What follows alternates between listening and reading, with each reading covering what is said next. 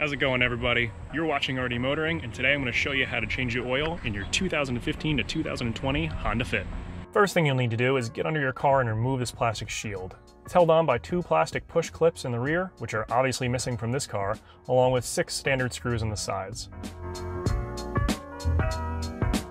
Go ahead and remove all those screws, and you can just pull the shield down and then out towards the back of the car just to get it past the lip. Next, just unscrew and remove the oil filter while safely collecting the oil. The oil drain plug is found directly behind the oil filter, and you can remove this with a 17mm wrench.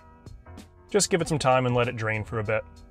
After this, you can install the new oil filter. I'm just using a Fram Extra Guard, as I've always used Frams and I've never had any issues. Pick your poison as long as it actually fits the car. I always like to add a little bit of oil to the gasket. This will prevent it from sticking and making it difficult to remove for the next service.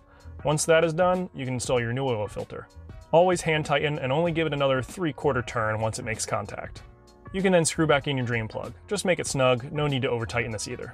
Once that's all done, just make sure you clean up any excess oil around your filter and plug. Next, you can reinstall your plastic shielding. Just slide the lip into the front so it's securely held and tighten in all the screws. The oil filler cap is located on the passenger side of the engine bay, and it states the recommended oil weight you should use. In the case of the Honda Fit, it takes 0W20, and I prefer to run fully synthetic oil. Any reputable brand should do.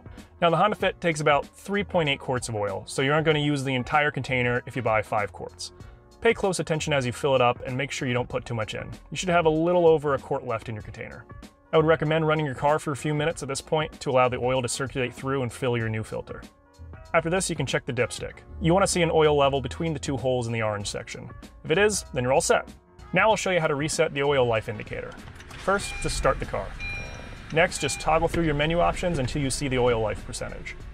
Once you see this, hold down the same button for about 10 seconds until you see the image start to flash. Once it's flashing, hold it down again until it resets to 100%. And that's how to complete an oil change on a 2015 to 2020 Honda Fit. If you found this video helpful, I'd really appreciate a like. If you made it this far and absolutely hated it, then I guess you could also dislike it. I post a new video every week, so definitely consider subscribing for more automotive content. And with that, take care, everyone.